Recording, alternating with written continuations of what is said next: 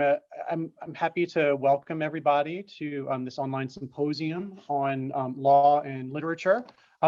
Thanks to our sponsors, the UC Berkeley English Department, Berkeley Law, the Center for the Study of Law and Society, the Division of Arts and Humanities, the Rhetoric Department, the Jurisprudence and Social Policy Program, and the Townsend Center for the Humanities. Also thanks to Megan Kilmartin for her work organizing and publicizing this event. Megan also designed our amazing poster. It may seem somewhat ridiculous to have planned this symposium for Friday the 13th, the week after the presidential election. I prefer to think of it as an act of optimism. We tried to strike a balance between participants who've helped to define the field of law and literature and participants who have combined literary and legal objects and methods in their research without formally engaging or identifying with the field. We have no heavy agenda today. Really, the idea is to bring together a bunch of smart people and see what happens. I'm excited about it. Please note that we have disabled the Zoom chat function for audience members. If you would like to ask a question, please type your question into the Q&A box and we will read it out loud to the panel. Okay, let's get started. I'll hand things over to Marianne Constable. Good morning. Welcome to the first panel of the Law and Literature Symposium at UC Berkeley, such as we are at the moment. There's been a slight change in the first panel, which is that Peter Goodrich will be appearing last, and the other panelists will still be going in order. So the first panelist speaking on interpreting monuments and rethinking founding is Bernadette Myler. So I'm turning it over to you, Bernie. Thanks so much for having me, Brian, and thanks to Marianne for chairing this panel. I'm really thrilled to be here, and I just wish I could chat with all of you in person because I see, so many of people in the attendee list who I would love to talk to today. Hopefully that will happen at some point in the not too distant future. Okay, so I will be sharing my screen for this presentation. And as Marianne mentioned, I'm going to be talking today about interpreting monuments and rethinking founding. I wanted to address a specific topic that I think is a place where law and literature could go rather than talking in a more abstract way about the field. So you'll see my thoughts are kind of embedded in this presentation.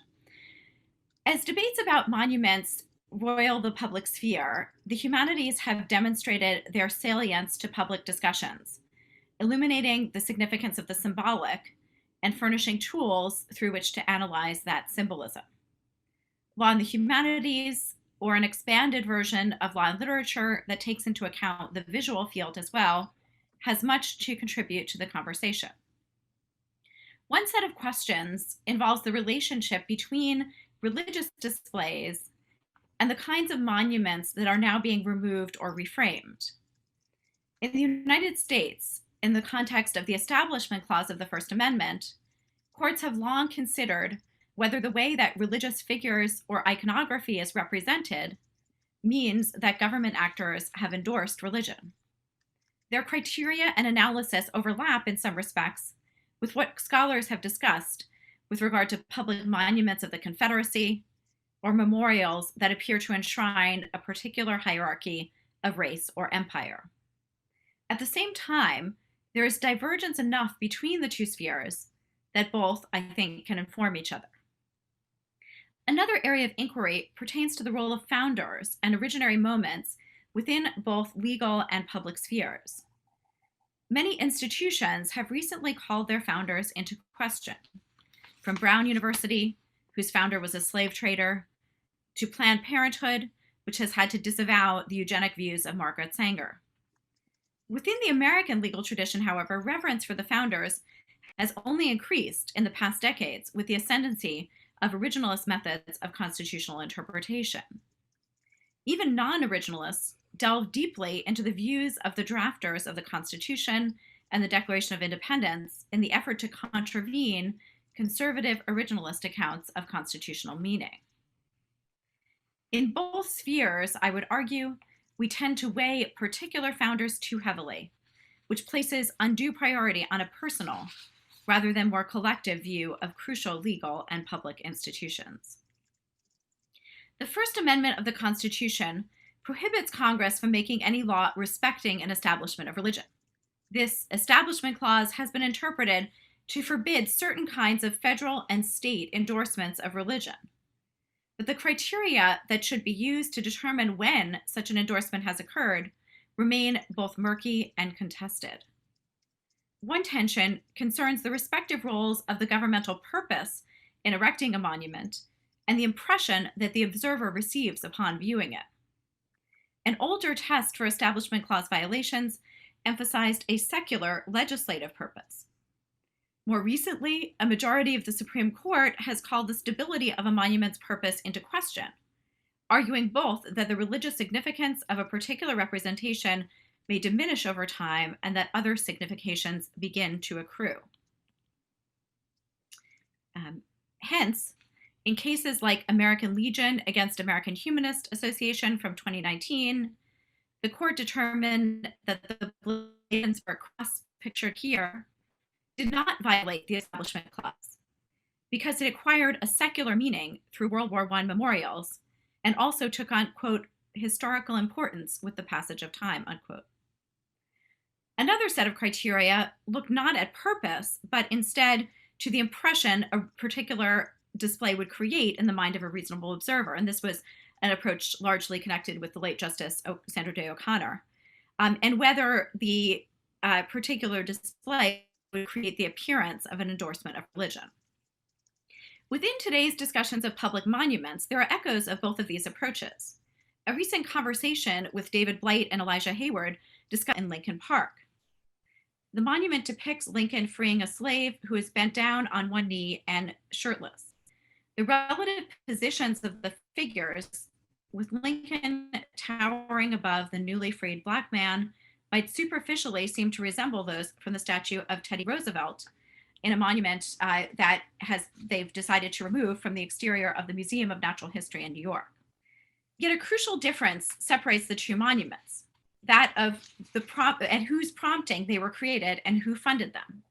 Unlike the Roosevelt Monument, which was commissioned in 1925, shortly after Roosevelt's death as part of a larger New York State memorial to Roosevelt, the Freedmen's Memorial was paid for by the wages of freed slaves, and Frederick Douglass spoke at its dedication. Both the purposes and nature and extent of participation in the creation of these monuments diverge significantly. Yet, to a present observer, both appear to promote a racial hierarchy. Although the freed slave in the Freedmen's Memorial is rising, he has not yet stood up. The iconography reminds us of the fact that the abolition of slavery did not simultaneously wipe away the ideology of white supremacy. If this were a religious monument, the court might be caught between the perspective of the present observer, who, unlike in the religious case, may see the racially troubling aspects of the representation more clearly than a viewer of the past, and the purpose and actors behind the initial creation of the memorial. Depending on which approach it took, the court would issue a binary determination, either upholding the constitutionality of the display or requiring its removal. What recent treatment of monuments in the public sphere has demonstrated is that this binary is inadequate. Both kinds of inquiries, those of purpose and observer's perspective, are relevant and should be integrated into a thoroughgoing inquiry into the fate of a particular memorial. Furthermore, as the manifold solutions that institutions have come up with indicate, removal and the status quo are not the only two options. Rather, in addition to the widespread use of plaques and other educational materials, those interested in creating a more equitable vision of our public space have engaged in many creative projects, including augmented reality displays, furnishing new potential monuments or revisiting old ones. This is one example from the Black Monuments Project. By moving away from more equitable remedies that would suggest specific modifications to particular public displays and failing to engage in dialogue with governmental entities, The American judiciary of the past several decades has been impoverishing the possibilities for its shaping of iconography under the Establishment Clause. Turning to the role of founding and founders within both the American public and legal spheres, it is striking how insistent we are on the status of the founder as guardian of and guide to institutional values. Unlike European universities, many American universities take their names from putative founders or early contributors, although the actual institutional roles of these figures is often unclear. Yale University is named after British East India Company Governor Elihu Yale in honor of an early contribution he gave to the school. John Harvard was also an early donor to Harvard University, which was then named after him. The statue of John Harvard in Harvard Yard claims for him the title of founder, but it was erected in 1884. Indeed, much of the mythology of founding, whether in the institutional or national context, is a retrospective formulation, produced through later efforts to consolidate particular ideologies. As I've written about before, obsession with the signers of the Declaration of Independence, accompanied by the rise in autograph collection, commenced in the decades after issuance of the Declaration itself, and as a part of a struggle between those seeking to consolidate national authority and those insisting upon the importance of the several states.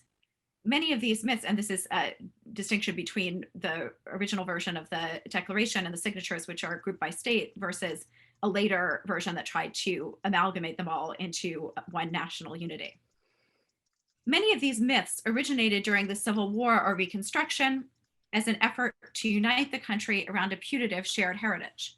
Although the 4th of July had been celebrated earlier, Congress passed a statute making it a national holiday in 1870. And it was during the Civil War that Lincoln designated a national Thanksgiving Day. Hence, it is perhaps not insignificant that the statue of John Harvard here was also erected during the late 19th century. Today, we have in a sense naturalized the myth through adopting a reverential perspective on our constitutional founders. Book titles like Constitutional Faith or Constitutional Fidelity signal adherence not only to the Constitution, but also to those who formulated it, rather than to the institutions of its interpretation and inheritance. Today, constitutional interpreters should join those questioning the names of our public institutions and together rethink the role of founders in our contemporary polity. Thanks very much.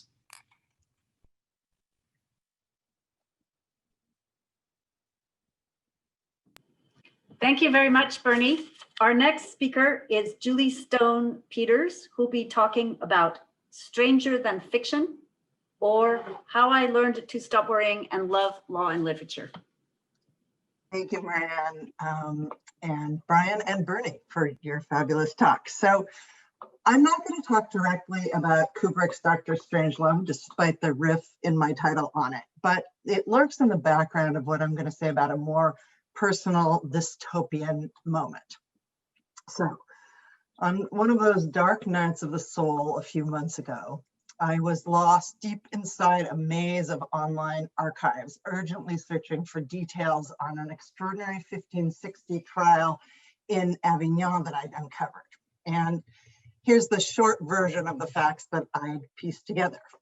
It starts with Monsieur Jean Lestrange accusing one Dame Claire of bewitching him with a dead mouse and some cow dung, and then coming down his chimney every night crying, "Coo," and then appearing in his room in the form of a pigeon. Ever since all this started, he's been sadly plagued with mollesse d'amour, limpness of love, you can imagine. He reports her, but the local prévôt won't prosecute, so he decides to prove she's a witch by the tried and true method of burning the thatch on her roof.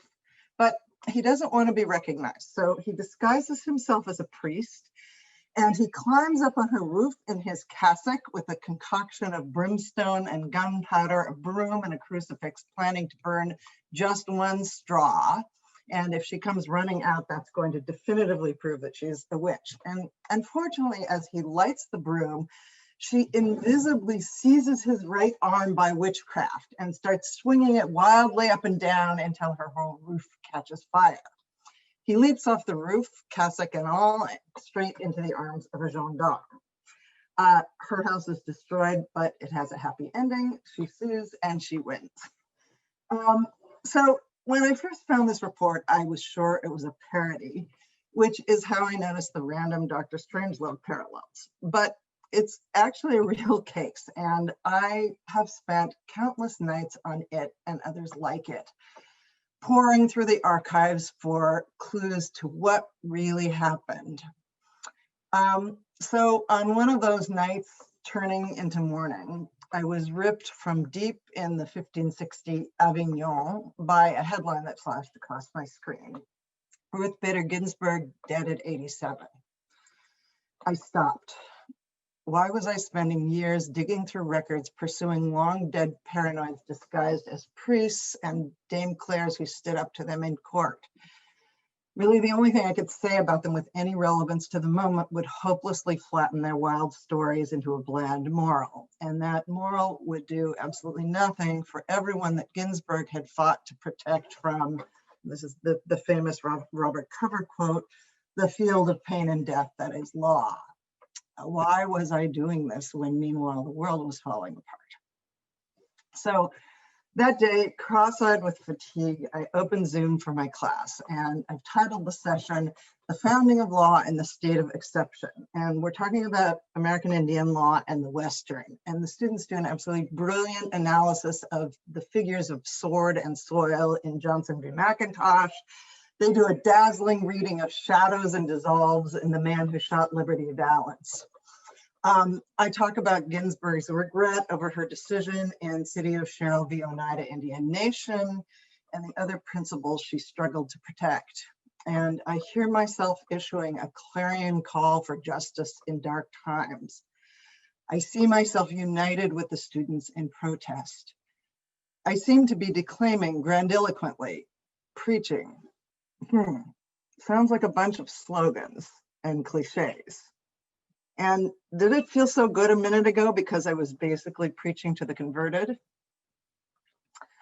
So our fearless leader here, Brian, emailed me that he hoped our panel was going to offer bold provocations, as he said. And since I've been told you are extremely provoking, I thought I can do that.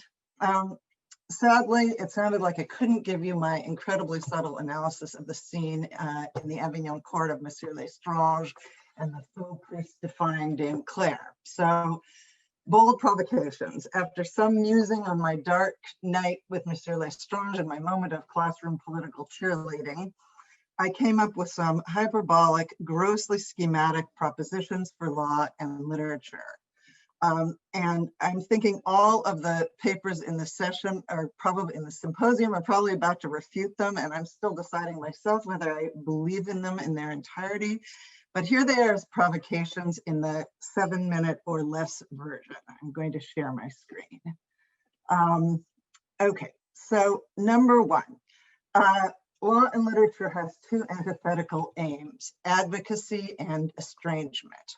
And here are some definitions. Advocacy, the use of literature to advocate for a cause, attack injustice, serve as a rallying cry, etc.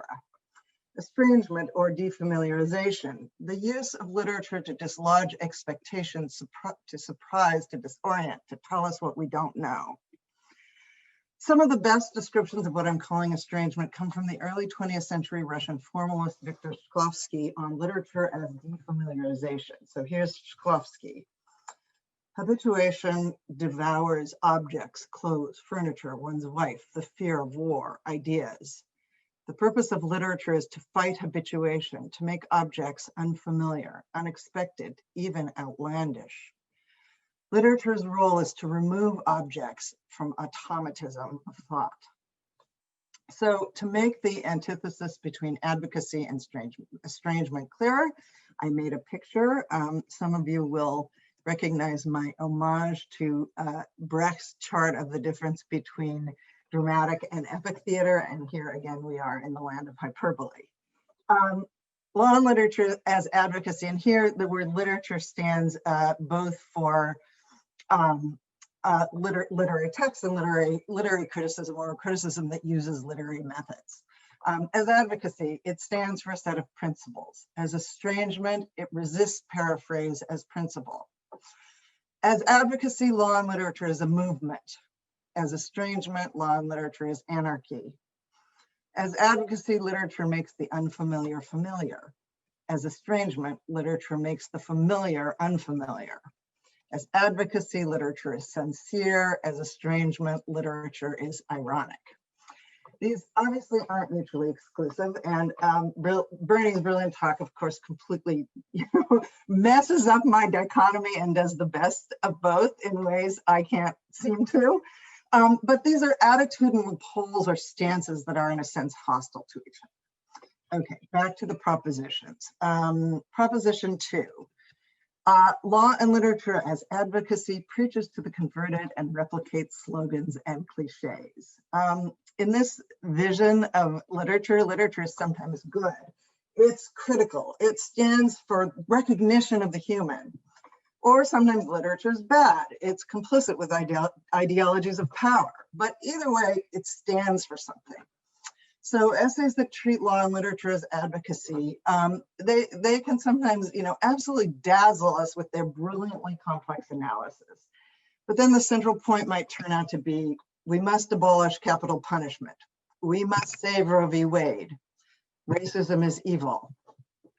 Advocacy preaches mostly to the converted, and it almost always fails to convert the unconverted. But the thing is, and I wrote a little bit about this in my Oxford handbook piece, preaching to the converted and replicating slogans and cliches might just be one of the best things the humanities can do. Proposition 3. Cliches are irritating, but they trickle down and change things. I hate cliches, and of course the ones I hate most of all are my own. But I've come to believe that they're really the central way the humanities disseminates ideas, that the more cliched an academic idea is, the more chance it has of taking hold, trickling down into the general public, and going kind of slow viral and basically spreading its gospel. And 2 examples that I have a lot to say about are performative and bodies. That's for another more than 7-minute talk, because cliches tend to go rogue. They don't always behave the way you want them to. Okay. Proposition 4. Practices of estrangement, and I'm going to talk about irrelevance in a second, change us so we can change things. Literature as a field generally is starting to be dominated by urgent presentist advocacy. And I think this is really understandable given that we live in an era of extraordinary threats to democracy, for lack of a better word. But literature and history aren't supposed to confirm what we think about the present. They're supposed to change us. Fiction does this by being strange. History does it by being stranger than fiction. And we could, I'm experimenting with replacing the term estrangement with irrelevance, slightly more outre. The basic idea is you should search for what's most irrelevant, because if you look only for what's relevant, you'll discover exactly what you expected. Whereas if you look really hard at what seems utterly irrelevant, you might just discover the unexpected. So estrangement, or maybe irrelevance, is an ethical practice because, and this is kind of a mashup of Shklovsky, Brecht, age-old truisms about the humanities that actually happen to be true. Estrangement forces us to look critically at our experiences and beliefs. It refuses to let us delude ourselves that our experience is universal, refuses to let us co-opt people or things that are different into our worldview. It trains us to exchange arrogance for interpretive humility. That is, it trains us to effectively stop telling people and things we encounter what they are, and instead let them tell us. Basically, it makes us teachable. So what I'm trying to suggest is that estrangement isn't just a form of experience or a critical method, but a kind of model for living. Proposition 5. Law and literature's value and unique identity lie in its power to teach practices of estrangement or irrelevance. So normal science law, we know it advocates nonstop. For every claim, we get a policy proposal. Law and literature shouldn't try to imitate that because we have this unique power of estrangement. It's what differentiates law and literature from normal science law. And it's also what unites us as a field. I used to worry, wasn't the high culture word literature in law and literature just a little recherche or maybe just so retro and frankly irrelevant? After all, a lot of us didn't study literature at all. We studied legal texts, events, monuments, performances, media, culture. But literature as a field more than any other has gathered and given force to the tools of estrangement, which really are the kinds of literary tools that most of us use on the things that we interpret even when they're not literature. Literature has been the most gloriously irrelevant of fields because that's what it's always done is revealed just how strange things are in fiction and in real life, which is definitely stranger than fiction. It's trained generations in practices of irrelevance that resist automatism of thought. Thank you.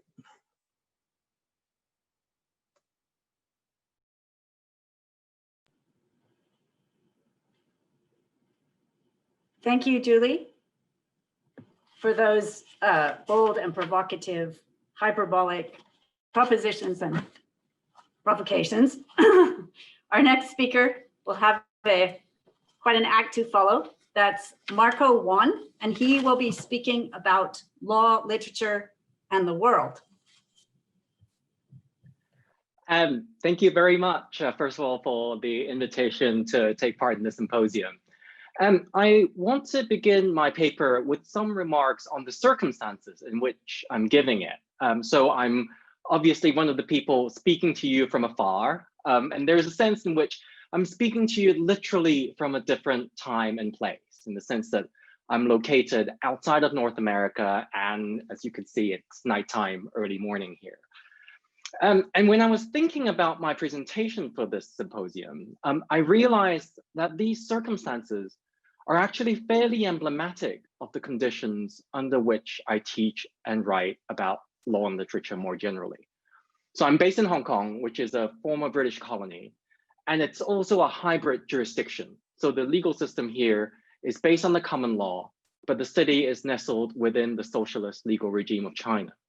And while Hong Kong is supposed to have a distinct political and legal framework, as you may know from recent news reports, the city is being rapidly integrated into mainland China. What this means for a law and literature scholar like myself working here is that when we engage with the themes that anchor debates in our interdiscipline, so themes like narrative or rights or violence or foundation, sometimes we find that they translate fairly readily into the common law frame here. But at other times, we find that they rest on assumptions that are becoming more difficult to make as the city becomes increasingly influenced by authoritarian norms. And for a long time, I struggled to find a vocabulary for describing what it means to be working on law and literature from this different time and place. Right? I think there's a certain uncanniness to teaching and reading the seminal works of law and literature here. And I'm intrigued by this complex, imperfect fit between, on the one hand, the core themes and ideas of law and literature as they're articulated by pioneers like my fellow panelists. And on the other hand, the changes that occur on the ground in my local legal and political environment. And I begin my paper by talking about my location, because I think it has a critical influence on my conception of future directions for our interdiscipline. And for those of us working geographically outside of North America, a big part of what we do in both our teaching and our writing is taking concepts and texts and theories that originate in one place and think through what happens to them when they travel to another place. So just to give you a couple of examples from my personal experience, how do you talk about the Oscar Wilde trials in Singapore, where homosexual acts are still technically illegal? How do you teach Montesquieu in Hong Kong when the Chinese government has recently caused a political storm by insisting that there is no separation of powers in the city? So in short, I think one way to think about law and literature from a different vantage point is to think about how the theories and texts and ideas that we know circulate from one cultural legal context to another. And in this respect, I found some of the theoretical discussions of world literature helpful for conceptualizing a more culturally expansive law and literature. In his book, What is World Literature?, David Demrosh defines the term as all literary works that circulate beyond their culture of origin, either in translation or in their original language. And he underscores that world literature refers as much to a body of text as it does to a mode of circulation and of reading. And in the book, through a series of case studies, he demonstrates what can happen to texts when they arrive in a different locale, right? So they can be construed, misconstrued unwittingly, according to the cultural interests of the new communities. And they could be reframed deliberately to advance a personal or political agenda. They can be converted from works that speak directly to specific historical events into a universal, placeless, timeless literature with a capital L. And in a very recent article, Cesar Dominguez makes the important observation that the circulation of literary texts in the 19th century took place within a set of emerging domestic and international copyright norms that have an impact to this day, such that the analysis of literary circulation cannot be considered complete without a consideration of the role of law. So building on the ideas of scholars like Demrosh and Dominguez, and of course on the work of scholars of literature and human rights like Elizabeth Anker and Joseph Slaughter, I want to propose a way of thinking about the relationship between law, literature, and the world that takes circulation and its impact into account. So the questions we want to ask include, how do legal ideas and concepts move between jurisdictions? And importantly, how are those ideas refracted, modified, disseminated by the cultural texts of the localities that they arrive at? Alternatively, how do legal ideas and concepts travel along with the cultural texts that are not normally considered legal, like fiction or film or drama? And how are those texts read in their new context? So that's the main idea, I guess, provocation I want to throw out. And in the remainder of this paper, I want to provide a brief but hopefully concrete illustration of this approach by focusing on the way in which one legal concept circulated from a place and became refracted in a cultural text of another place. So the concept I want to focus on is the rule of law. And the cultural text I want to talk about is a film from Hong Kong called Justice My Foot. And I'll show the trailer in a second. So first I'll talk about the rule of law, and then I'll say a little bit about the film itself. So the rule of law and its global circulation. So as a number of historians have pointed out, the rule of law is a concept that arrived in Hong Kong with colonialism. One thing that happened to the English idea of the rule of law, which was obviously popularized in England in the late 19th century by Albert Brindisi. What happened to it is that from the mid-1960s onwards, it became increasingly intertwined with the idea of Hong Kong identity, in part because of the Cultural Revolution that was taking place in China, in part because of the British administration's active promotion of the concept.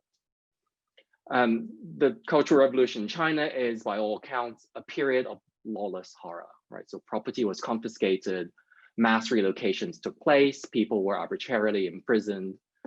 And what happened was the British administration in Hong Kong took advantage of the political turmoil across the border from their colony and sought to cultivate a sense of loyalty to the colonial regime amongst people in Hong Kong by actively promoting the idea that Hong Kong, unlike China, was a city defined by the English rule of law, right? So in other words, the colonial administration used the concept of the rule of law to create a sense of difference between mainland Chinese people and Hong Kongers.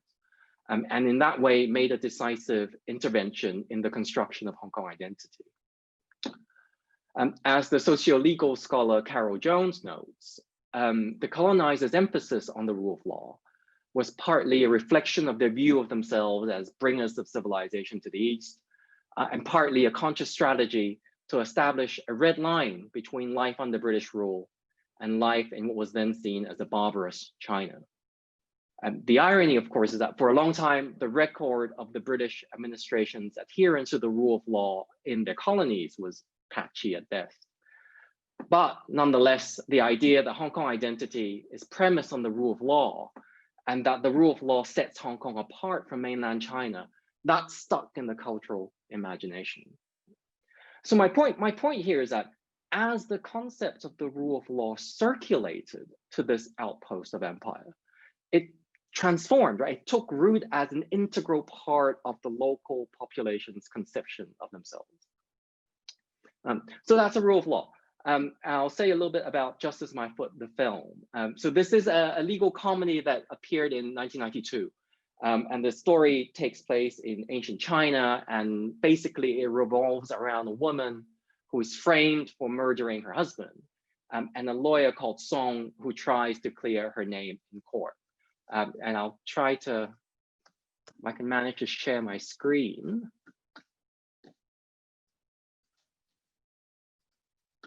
I will show a short clip. Here we go.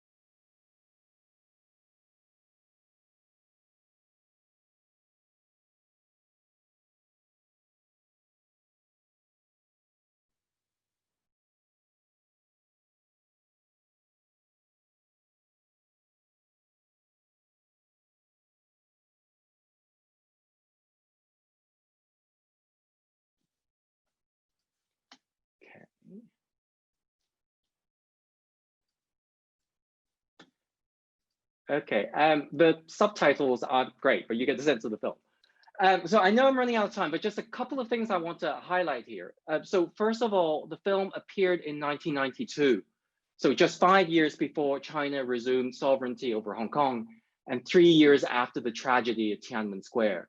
Right, so this was a period when there were grave concerns in Hong Kong that the rule of law would be eroded after the handover. And you can see these worries reflected in the film. It's not an accident that the film about specifically Chinese injustice appeared at this historical juncture. And in my book on law and film, I argue that the film repackages fear into humor, right? Transforms tragedy into comedy in order to make anxieties about the erosion of identity and the collapse of the rule of law more bearable to its viewers. The second thing I'd say about the film is that the actor, the lawyer, is played by the actor Stephen Chow, who is locally known as the king of comedy. And Stephen Chow, as well as Anita Mui, the woman who plays his wife, are amongst the most kind of recognizable of Hong Kong celebrities. So in effect, when the audience is watching this movie, what they see on the screen is two iconic Hong Kong figures trapped in a corrupt Chinese courtroom. And I think the casting further speaks to the apprehensions of the time, that if the rule of law disappears after China resumes sovereignty, then Hong Kong will be left with nothing more than dysfunctional courtrooms. So to conclude very briefly, I want to suggest that thinking about how legal concepts like the rule of law circulate to other places, and paying attention to how these concepts are molded and represented by local cultural texts like Justice My Foot, can constitute a way of expanding the ambit of law and literature, of enabling us to return to our field of study with a stronger awareness of how it can be informed and inflected but the cultural traditions of different times and places, wherever we happen to be situated in the world. It can also help us think through how the mobility of law can play a role in what Pincher calls the world-making activity or the process of becoming of a community, an idea which I see as an extension of rather than an absolute argument against taking circulation as an analytical lens.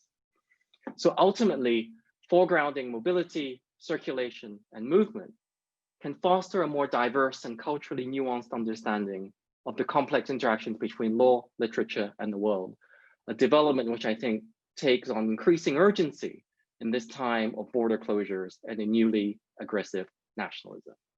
Thank you.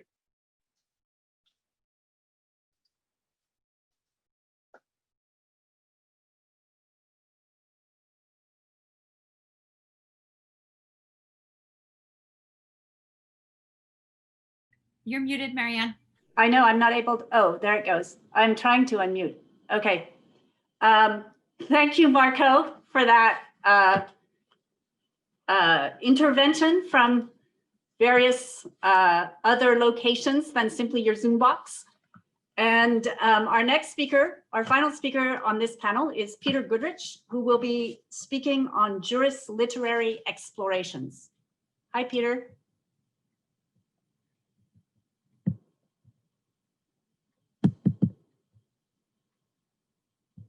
You have to unmute yourself, Peter.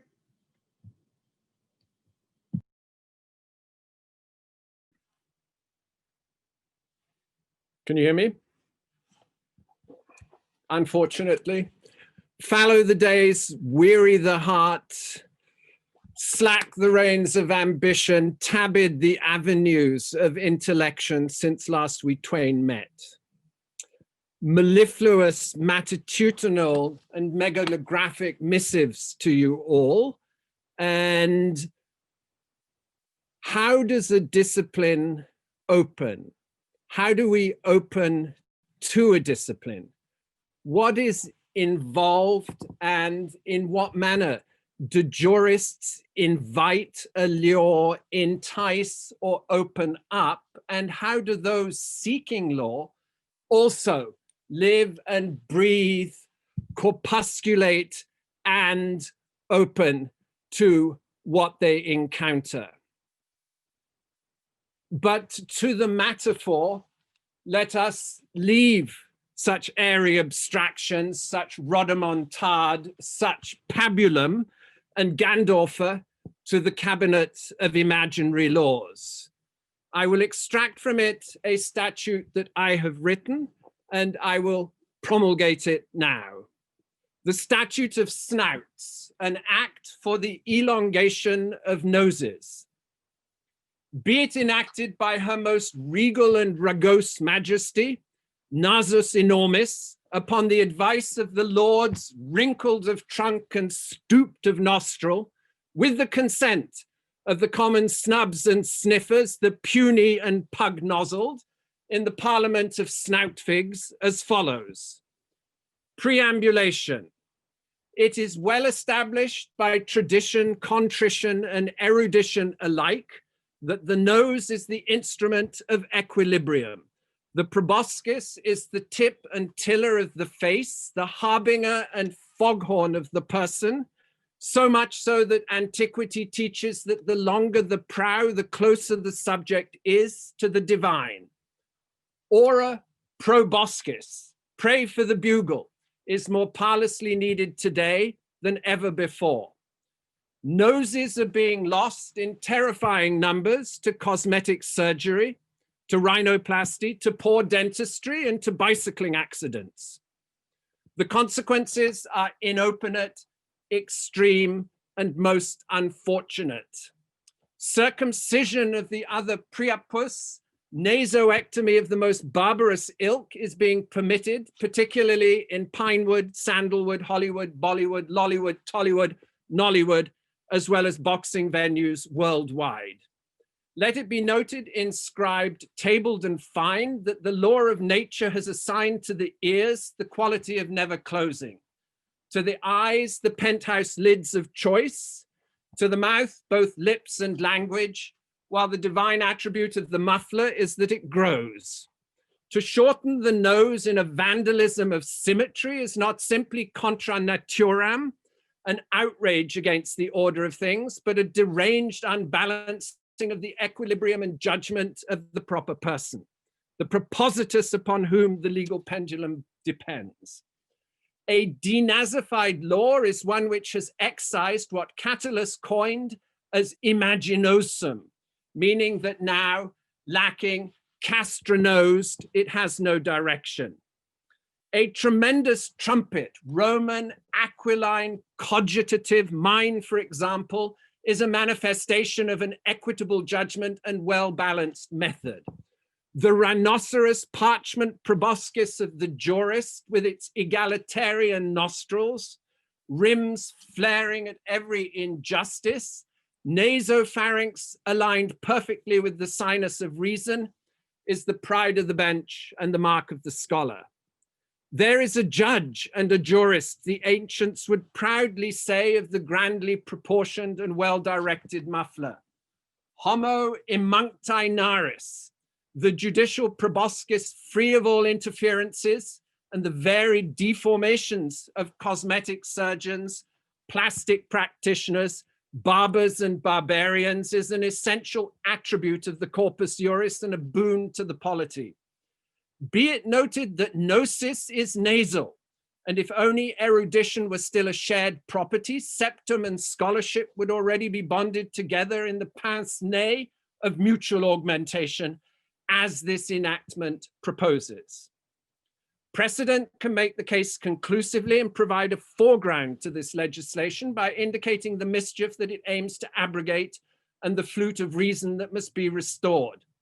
The reference, and it can hardly be lost to one so erudite as yourself, un nez retroussé, is to the decision in Rex v. Harris from 1836. The defendant, Anne, in an altercation with a neighbor, bit off the end of her pug nozzle. Nary a native nose remaining. She was indicted under the statute 9 George IV, which makes it an offense for anyone to shoot at or draw a trigger upon another, or who shall unlawfully and maliciously stab, cut, or wound any person. The long and short of it, the snub of the decision, based upon the precedential deliberations, because such is how their regal and inherently choral honors the plurality of proboscators used to express themselves, of 15 judges, was that Anne must go free. The ostensive reason was that biting off the nose could not be deemed to fall within the words cutting, stabbing, or wounding. Thus, verdict, not guilty. The case has been taught, the rule elaborated, students entertained or bamboozled for the ensuing 182 years and counting. It's said to be an instance of the black letter of the law. The wounding must be read as consequent upon stabbing or cutting, which involve an instrument. The teeth, for reasons undisclosed, do not stab or cut or wound in law, but rather, and it must be confessed that this has to be made up because the learned brethren and tribe of parchment prognosticators were silent as to their reasons, they bite. If the genius of the law is in its smell, the disequilibration of this particular proboscation might be opined to be an instance of projection, misleading the court in traumatic empathy to act without either wit or judgment, and thus to proffer a decision lacking entirely in equiparation. Sans nez, the court in countertransference lost its balance, it tripped and fell for an interpretation that refused to conceive the masticated part loss of an organ as a wound. It is as if the syniatic camel's nose of irrationality got under the tent and into the chambers of law. In conclusion of preamble, the act is aimed at eliminating the savagery of nasal mutilation and the offense to nature and law that such dismemberment, brutal buttism occasions. The ill effects of such contractio ad fundamento, this making of the face into an arse, proboscicide, are not simply metaphysical, but philosophical. The phallus has no sense of humor, the arse makes its demands, and the mose may occasionally, of necessity, lie down with the bum as a suck fist, kiss ass, or lick spittle according to Judge Rabelais, but such as a matter of tumult and exception. The nose, let us conclude, should not wander. There is no happy nasal ectasis. It belongs per naturam on its owner's face. Collegiate assessor Kolyafov, recollect, had to hunt for the missing organ, being left with only an idiotic patch of skin. So no asses here. The statute of snouts as enacted herewith is in preservation, promulgation, and propagation of proboscation. Lex 1.1.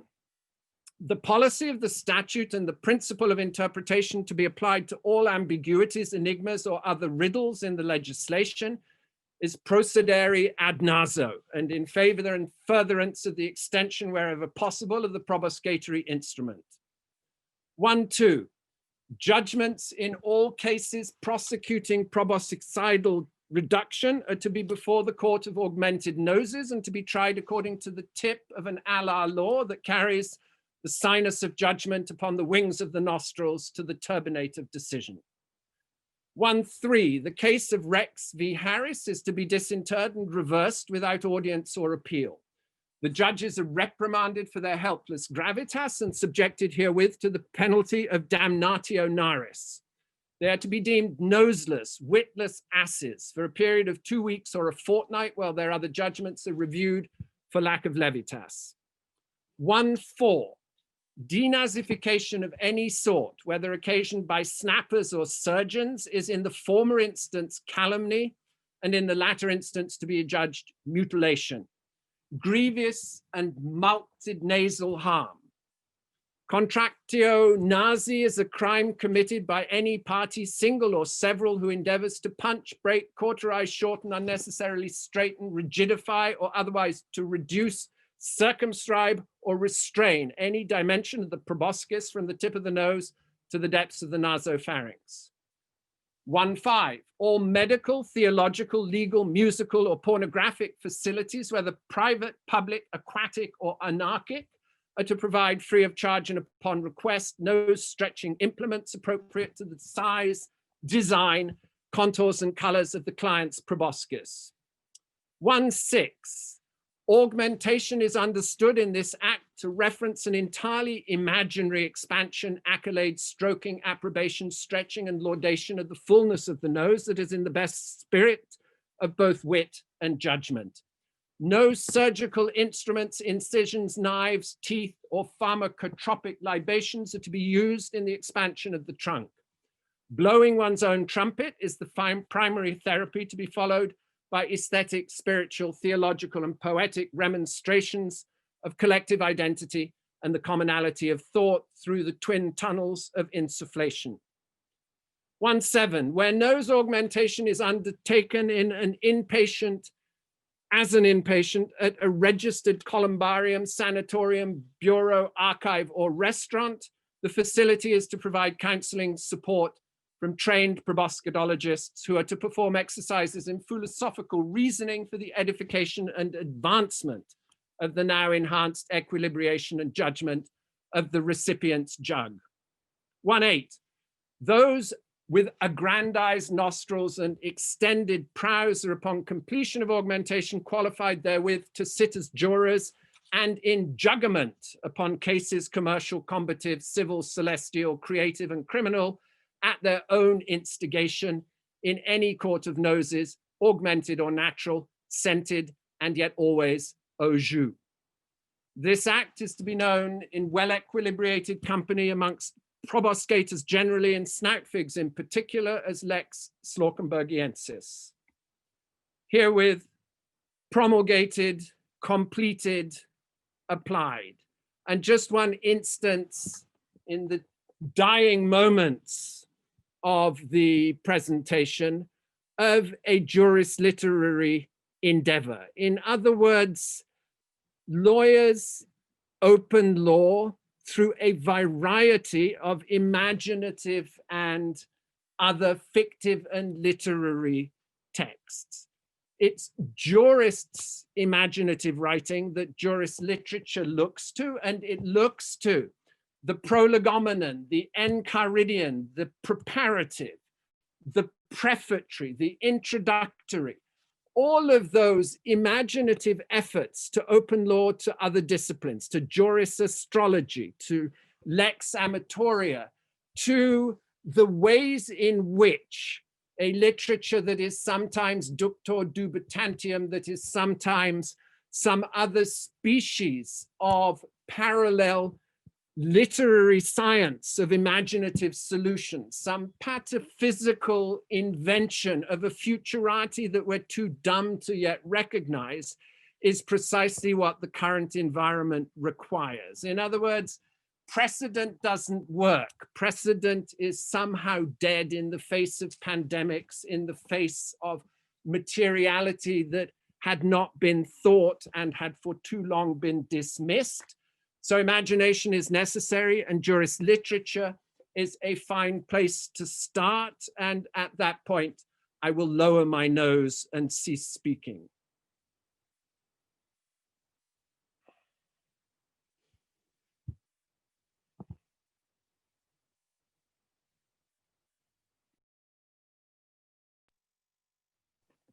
Thank you. I take that as a paean to my own beautiful nose. I'd like to remind the audience, please, to enter comments, questions, insights into the Q&A while I stall for a few minutes and fulfill my assigned roles to kick things off by making a few comments which will invite the panelists to engage with one another. I think I'll go first with Peter, who did not disappoint in his usual Latinate employment of multisyllabic vocabulary or use of big words, as we say in the Anglo-Saxon. I'd like to suggest that Peter's enactment of snouts is a good word, in some ways allows us to see precisely the issues that Bernie was raising in her paper about how it is that one can sort of recognize when endorsement has occurred.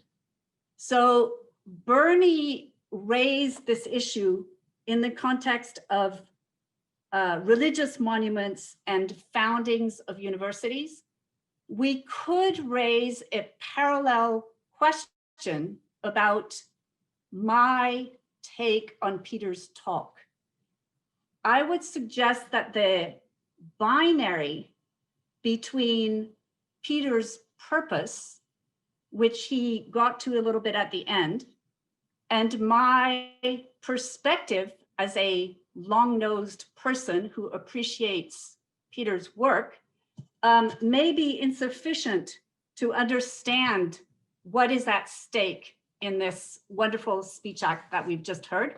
And so I would invite the two of them to comment on one another.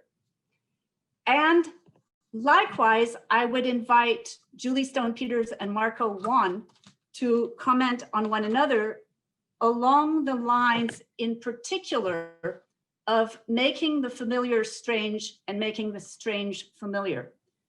Julie Stone-Peters understands those as two different poles, although not necessarily incompatible.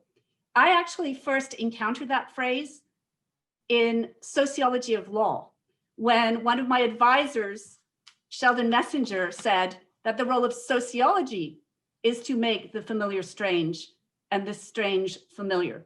So this raises a question about the particularity of literature and its ostensible role, as well as the ways in which then Marco talks about the circulation and movement of texts and perhaps even cliches here. What I would also like to invite all of the panelists to think about is whether the literature part of this law and literature engagement or encounter is really literature, or whether it's language or humanities, or perhaps even I don't know, what goes by critical thinking nowadays, or I'm not really sure what, but I was struck by this question of what is distinguishing the and literature from law and various other things. So I hope that the audience is adding questions into the Q&A, and meanwhile, I'll turn myself off with the help of the background people and let the panelists reply if they so desire. Well, I think I have to respond first to say that Bernie's paper was magnificent and a perfect illustration of the point I wanted to make, which is to say that it was the extremity of the pataphysical. Insofar as not being there, I was able to appreciate the law of the exception and the circumference of an absence, and to fully divine and carry along with the bicycle of her particular perambulation towards a conclusion that is not yet. Well, I'm glad that Peter rescued his response from his absence. I love that. But I think it is really his contribution is interesting in relation to my paper and the relation between purpose and effect. And I guess I would say that, what it raises is sort of where irony comes in, or how much irony is something that's a matter of the beholder versus an intent of the speaker. And also, what is the relation between kind of the textual commitment of his statute, his model statute, versus the physical monuments. And I think this gets into Marianne's question about, where is the literary here? I tend to want to embrace, I think, the more expansive law and humanities rather than the literary in particular, where I think we want to sort of integrate performance and visual studies and film, as Marco did, into a broader understanding of literature.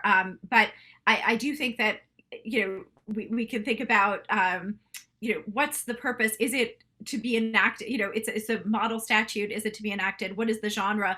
I think genre is very important here too, and genre is something that kind of mediates between the purpose and then also the way that an observer receives something. And then just one more thing, I think, on because I'm interested in this idea of foundings and founders of universities, founders of the polity, and what the relation is between that and our present moment. I think that Peter's comment at the end that we're beyond an age of precedent is really interesting, because I think that it's exactly that kind of recourse to founding that is a way of short-circuiting precedent, or short-circuiting tradition, or short-circuiting these other kinds of intermediating concepts. So that's where I'll leave it for right now.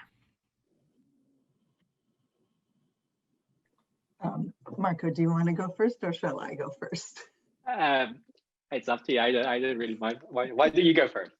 Okay, so thank you. I thought I wrote down what exactly Marianne asked us to do, and now I'm looking at my page and it's not there. But I definitely think I think it was something like, think about the way in which Marco's really, really fascinating and crucial material. And Marco, I find your work a critique of all la lettre of all of mine, and that's good, because maybe it'll resituate me or move mine. But I think Marco really offers a beautiful example. I tended to put cliches and defamiliarization on opposite sides, but one thing that his work does is shows how important it can be to defamiliarize a cliche. So a cliche like the rule of law.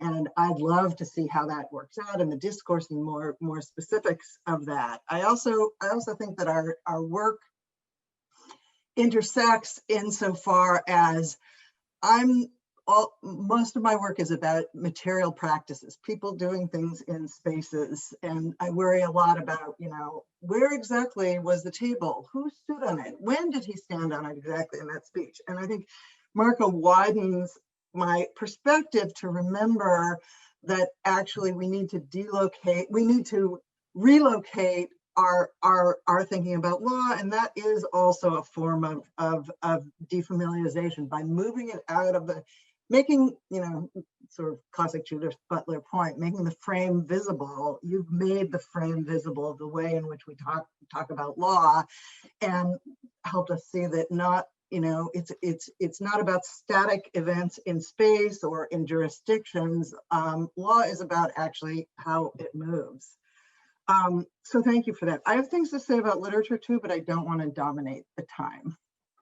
I could do that after.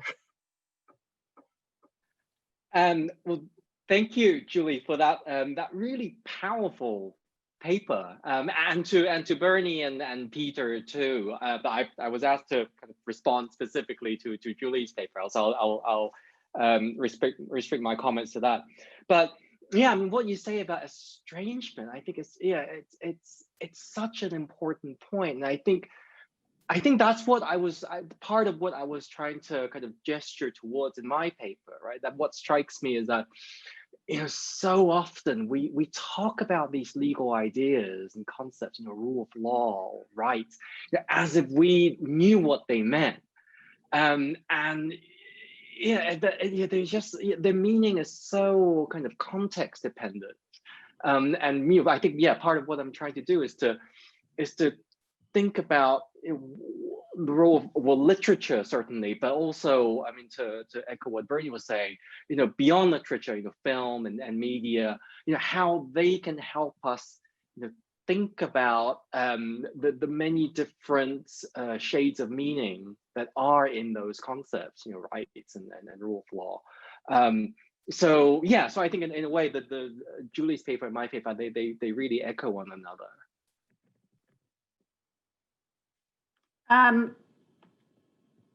Okay, thank you, Marco. Brian was going to come on now. There you are, I see you. Bernie has also said that she has questions for Julie and Marco. Is it possible for her to follow up with them, or would you like to move to the audience? No, that's great. Why doesn't Bernie follow up? And I have some questions I can voice afterward. Okay.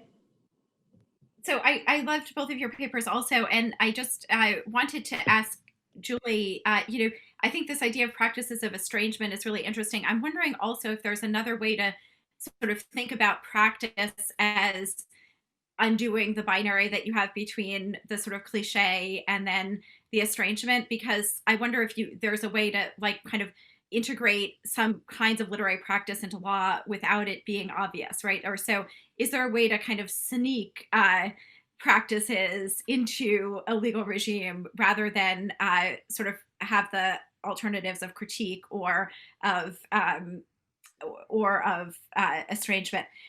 Then the question I have for Marco, which I think just this idea of the rule of law in global circulation is really fascinating. And I guess I'm interested in this question of how do you deal with apparent similarity, right? Because if you think about the rule of law in Hong Kong and the way that it's sort of adopted as a way to define Hong Kong against China versus like in South Africa, where it actually becomes identified as part of the agent of oppression in apartheid, I think, you know, you can see that, you know, there's the same rhetoric, but it's very different across.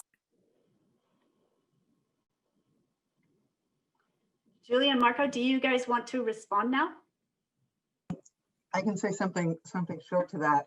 Yes. And actually this goes to my point about literature, because really, Bernie, not this will sound too much like a love fest, but that is what your work does, is sneaks literature into law. And when you are on the Supreme Court someday, I hope you will be doing a lot of such sneaking. My point about literature was, you know, that was the part of the talk I was, you know, that was going to be part 2, and of course 12 to 14 minutes is punishing. But I really have, you know, come around partly in thinking about how I teach, and partly in thinking about how I force myself to find things that surprise me. Is really returning to the fact that, Mariana, of course you're right that critical thinking or sociology or all of these fields in some way engage in practices of estrangement. I love that your sociology of law professor said that. I do think that there are certain strategies that literary criticism, to say originated is too many, you know, Bernie will say founding, who was founding, but in fact, and again, that's something about ways things go public, there are certain strategies that literature has taught that have spread into other disciplines and that are at the core. And we could of course say that historical practices and practices in philosophy have also, but the ones that I'm particularly thinking of are slowing down. So what we used to call close reading, and now I call sometimes slow reading or slow looking.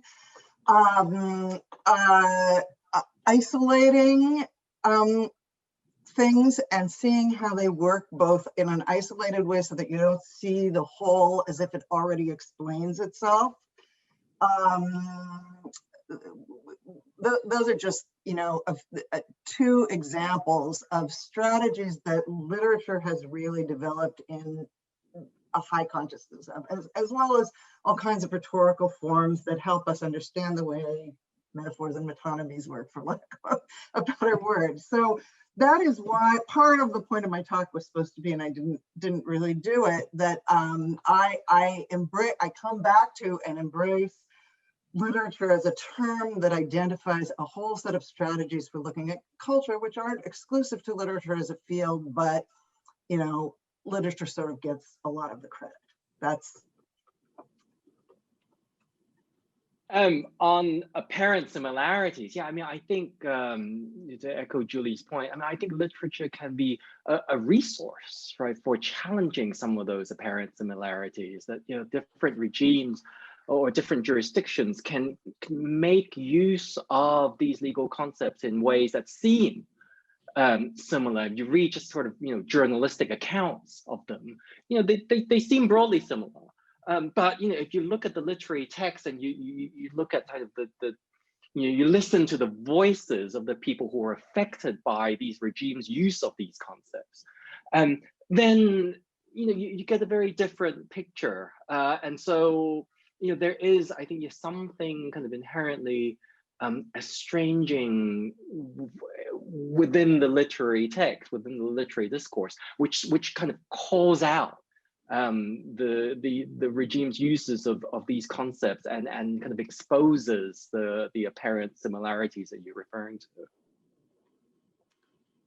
Well, thank you, Marco. Thank you, Julie. Thank you, Bernie and Peter. We have 15 minutes left for Q&A from the audience, and I believe Brian is about to field those. I'm the voice of the audience. Great, thank you all. So the first question is from Braden Cormick. I'll read it.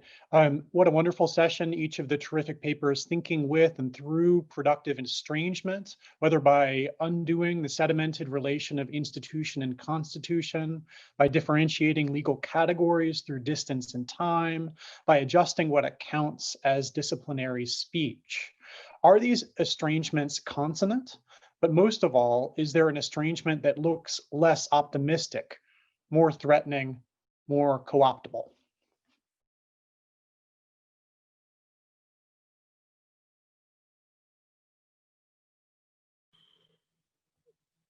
I was going to open by saying that I used to have a bust of Galileo on my desk to remind me of my purposes and project, and I've replaced that with a bust of Braden Cormack to keep me to my purposes and to appreciate the megalographic character of his contribution to the discipline upon which I throw the mere dust of my sentiments.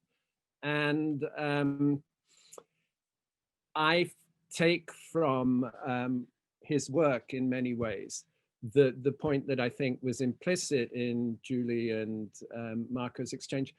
Law and literature is not a helpful category. It was killed a long time ago by someone called Julie Stone Peters. It's just not helpful. There's this third space, and that's juris literature, where we forget about genres, technicalities, culture wars, and disciplinary tenured fights in the interest of opening up to something different. And what I find increasingly interesting is if you look at a judgment, we need some mailering on the Supreme Court, no question, but just look at some ordinary judgments. And a judge starts a contracts case with, it's a truth universally acknowledged that a promise is in need of consideration for enforcement. Jane Austen creeping in. What's the significance of that juris literary moment where it opens out? And it's almost invariably a moment in which the poesis of judgment, the lie of decision, the invention of an outcome is being unconsciously signaled through the recourse to a figurative turn. And one sees that again and again and again. So this power to do justice that Cormac has so nobly engaged is something that we're encountering inside the jurisdiction. You're muted, Peter.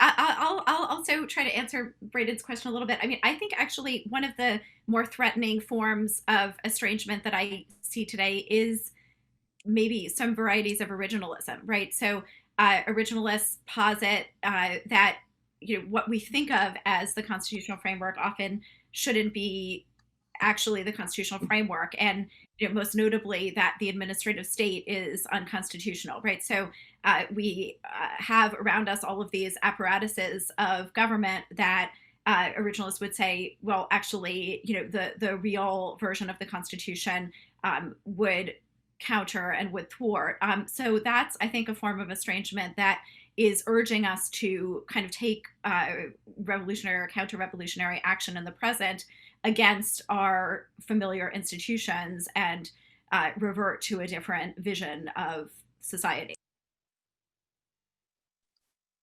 I'll take a stab at answering the question as well. I mean, I think I don't know whether there's one strategy of estrangement that's more threatened than the others. I think they're all equally. I think they're all threats, right? In different ways, right? So, if you think about kind of conditions for the production of literary texts, within a kind of authoritarian frame, they're always going to be, as soon as these regimes realize that literature is doing a kind of work that it doesn't like, it's going to start clamping down on literary production. And it's a similar situation with film, it's a similar situation with other cultural texts. But I think it's important that there are these different strategies that are available within the society, such that when one domain gets kind of threatened or maybe even kind of closed down, there are these other domains that kind of come to the forefront, and these different strategies kind of play different roles at different times. So I think they're kind of they can all be under threat, but in different ways, and they kind of reinforce one another. I'll just comment because Bernie, I don't know if this is what you meant, but this is what I heard. Estrangement is not necessarily progressive, and I totally believe in that. Forcing us to see something we stopped seeing long ago and say that thing that you think is bad is good is not always a good thing. So estrangement isn't necessarily progressive, and literature isn't necessarily estranging, which goes to Peter's point, which is very similar to something I said in class the other day about, literature in legal judicial opinions being used as kind of a chorea to cover up what's not being argued.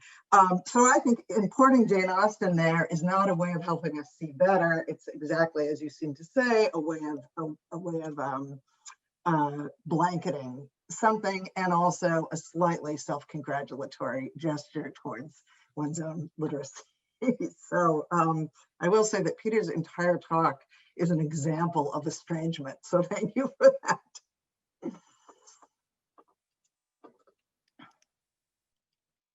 Great. So I have a question from Jack Johnson for Bernie. I think it could actually also apply to some other people. Jack Johnson says, is the problem narratives of founding and a landscape of monuments, or is the problem the particular narratives in monuments we confront? As an example, what if US law was to take Reconstruction as the founding? Might we give that weight? Perhaps there are implications here for thinking about originalism as well, or other kinds of questions. Yeah, I think this is a really interesting question. And I have to say, I've been thinking a lot about Jack Jackson's book about legalism recently in the past week in relation to President Trump. So I thank you for the question. I think the problem is actually all of these narratives of founding, because and I think this relates to another question I saw in the chat.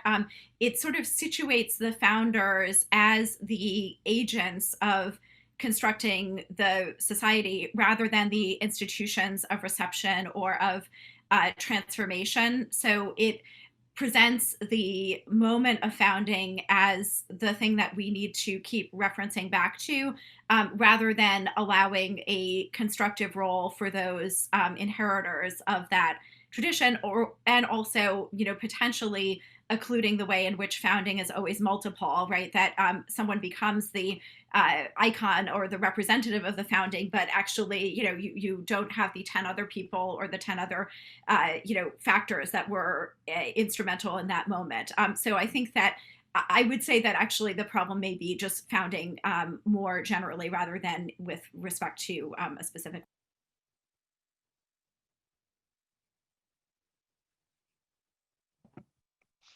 Great. Why don't we'll move to another question. This is actually a question directed to Peter, but that I think could speak more generally to some of the questions about estrangement and advocacy that have shown up in different presentations. But this is a question from Geeta Tiwari for Peter, saying, I wonder how much the Black Lives Matter movement and other present societal concerns and movements would benefit from an artistic creation of law. If the law does not exist, write it, create it. What do you think? Thank you.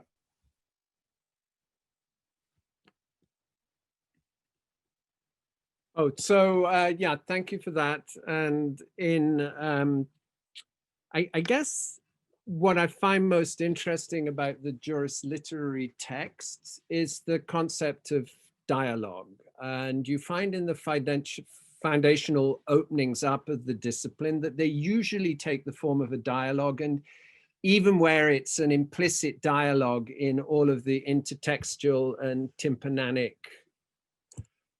commentaries, it's nonetheless one of those moments in which one can comprehend in a direct and physical form the necessary heteroglossia of the discipline, the history of the voices that occur in the language that you're using and that are incorporated into the juridical. So my answer would be exactly that.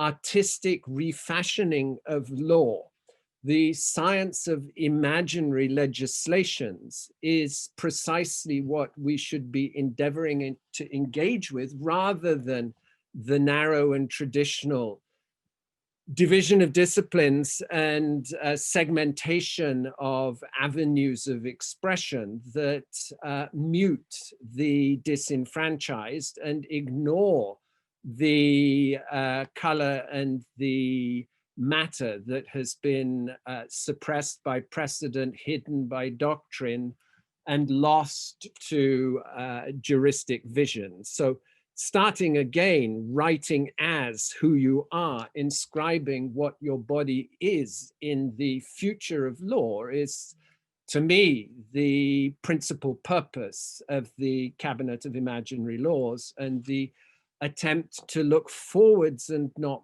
back.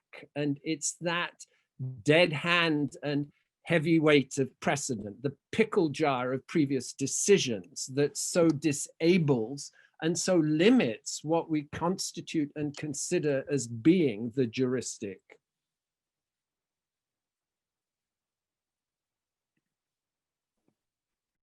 Great, thanks. So our next question is from Daniela Gandorfer. It is, one of the interesting connections stated here relates to repetition and circulation. The overuse and circulation of cliches, even if it enacts differences, also enacts a particular mode of violence. What gets repeatedly excluded from meaning? For whom or what are those tools productive, and what kind of meaning do they reproduce? In a way, this speaks to the question of circulation brought up in Marco Wan's paper 2. How far is a concept stretchable before it is a different concept? This might relate to apparent similarity too, before it breaks. Povinelli, for example, argues that concepts have to come from specific material and discursive regions, and that concepts might be extendable, but not without limit, yet not extractable or scalable. A concept then cannot be a cliche, embody in performance, and knows, of course. So we could ask, what can literature and modes of reading, repetition, and circulation teach us about an ethics of reading differences, given that language itself already deals with that potential and violence?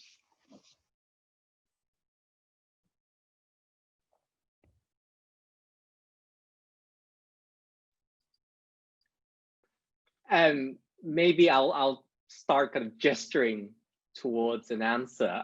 How far can let me look at the question again. How far can a concept be stretched before it breaks? I don't think a concept actually breaks. I do think concepts get stretched. I don't think they actually break. I mean, from again, I do have kind of recent happenings in Hong Kong and China in my mind.